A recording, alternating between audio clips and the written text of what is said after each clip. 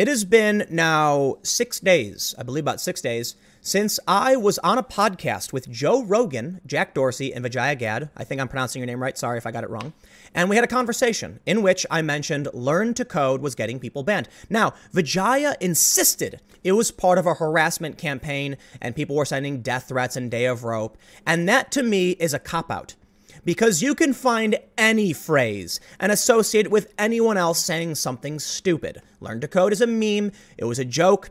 The meme encapsulates the idea that there is an elite class of disconnected journalists who think that after you lose your, like, it's like a sign of elite, like liberal elitism. Not even necessarily liberal, but like this bubble of journalists who have no idea what's going on in the real world. Well, why are we talking about it 6 days later? Because people are still being banned for it. And I have no idea why. You'd think 6 days after they even acknowledged, Jack Dorsey acknowledged on the podcast, they were a bit overzealous with that issue. Now, I want to add too, right? I think Jack, I don't think he's a bad person. In fact, I don't think many people on the left or the far left or whatever, or the right, like, I mean, in general. But the path to hell is paved with good intentions. This is why I am very much in favor of distributed systems. It's why I'm a fan of cryptocurrency, blockchain technology. I believe the least amount of power that's centralized, the better. It's why I oppose communism and authoritarianism.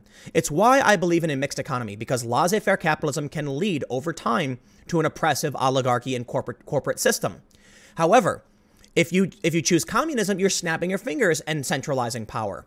We need a balance between two forces that refuse to allow each other to become too powerful.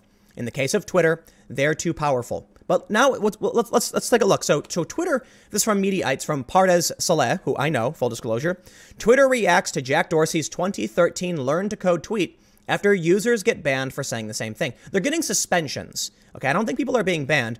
But before we read this and take a look at some of these hot takes from Twitter, let's take a look at some tweets. I tweeted this out 2 days ago. You can't even criticize people who say Learn to Code now. It's almost like Twitter is arbitrarily banning people. I have tweeted Learn to Code at people and have never been suspended or locked out for it. Why others? This tweet says Learn to Code twice. I have tweeted numerous times at people, hashtag learn, with the phrase Learn to Code. I don't think I've used the hashtag. This is in response to someone who, by the name of Tyler Grant, who tweeted, I have their tweet. I'm out of Twitter jail. Last night, my account was suspended for simply using the phrase Learn to Code. And you can see that he had to censor the word.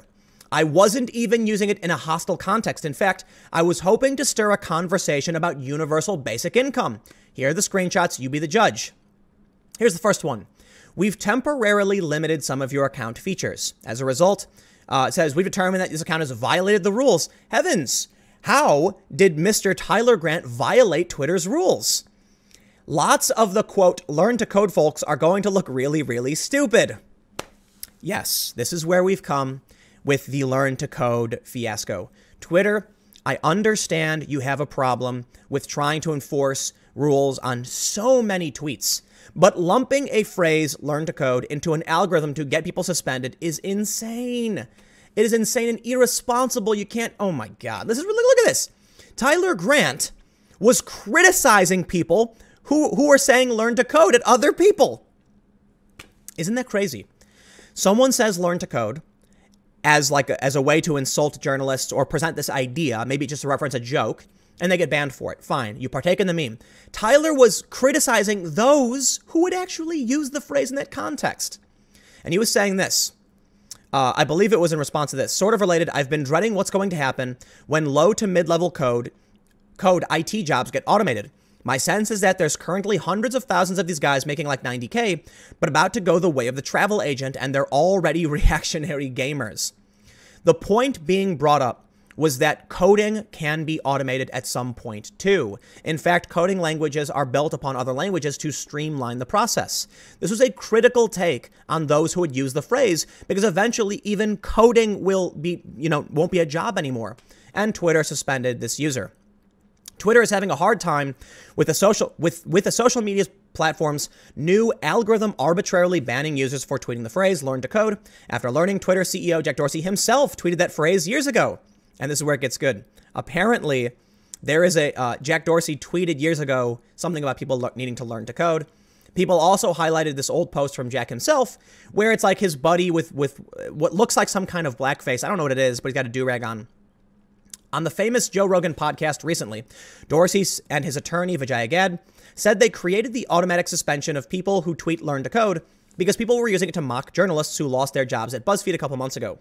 They do point out, firstly, it wasn't a banning, and they do point out it was because they saw it tied to certain things that were threats.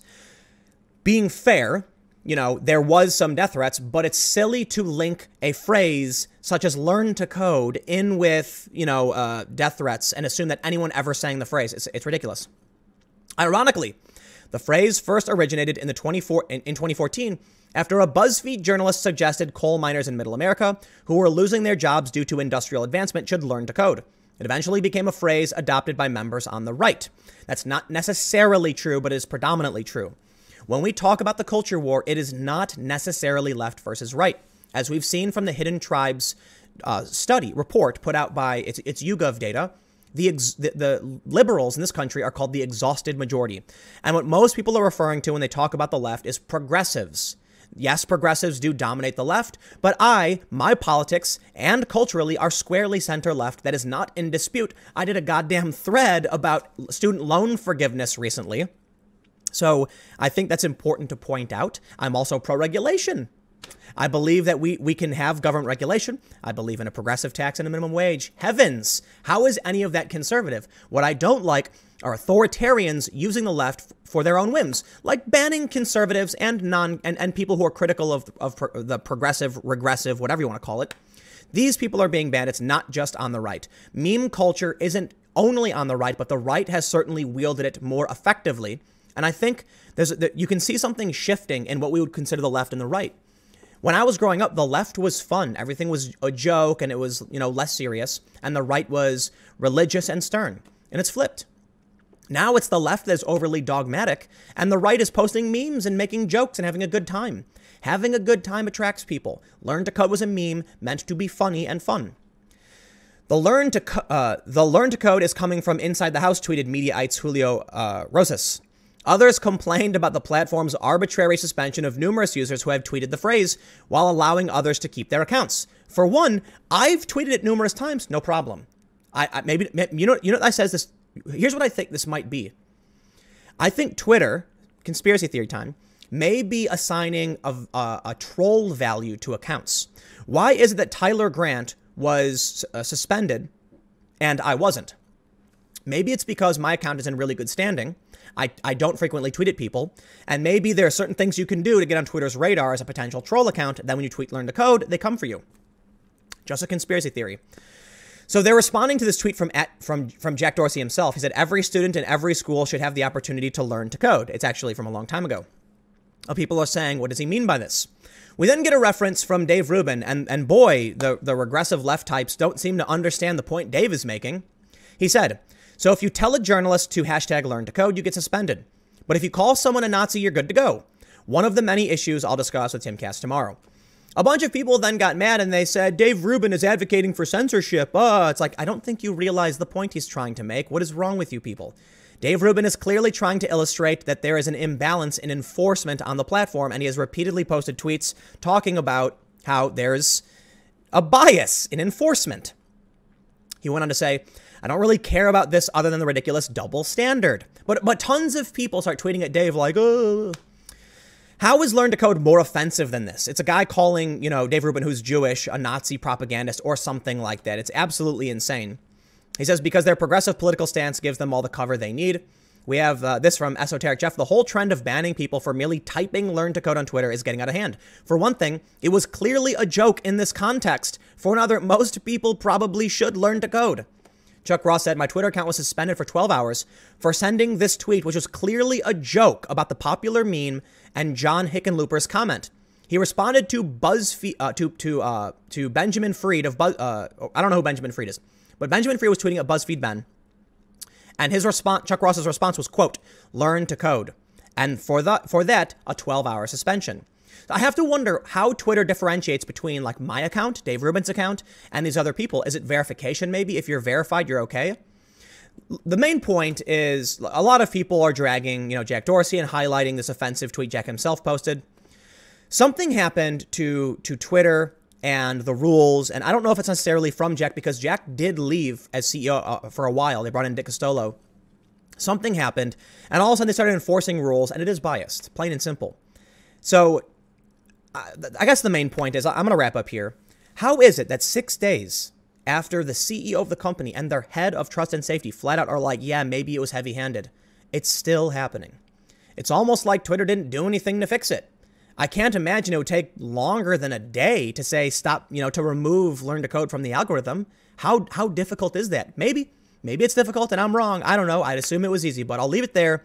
I got one more video coming up in just a few minutes, and I will see you then.